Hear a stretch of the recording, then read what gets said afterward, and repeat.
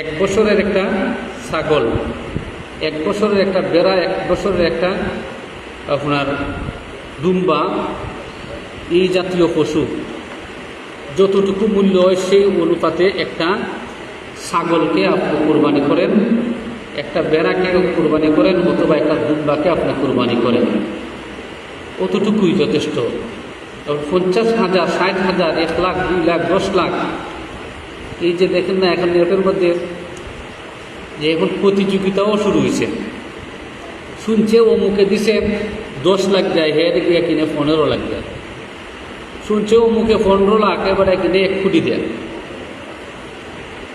যারা দিত মানে এরা দেখা যায় প্রতিযোগিতা শুরু করে দেয়। তাহলে বিভিন্নভাবে কুরবানির যে আমাদের ফজিলত, এই কুরবানির ফজিলত থেকে আমরা সরে যাই গেল। শয়তানে আমাদেরকে যারা দেয় এরারও সরায়, আর অনেকে না দিয়া কুরবানির ফজিলত থেকে সরাইয়া দেয়। আমার কথাটা বুঝতে পারছেন নি? যারা দেয় এরারও কুরবানির সব থেকে বঞ্চিত করে, আর অনেকে না দেওয়াইয়া কুরবানির সব থেকে বঞ্চিত করে।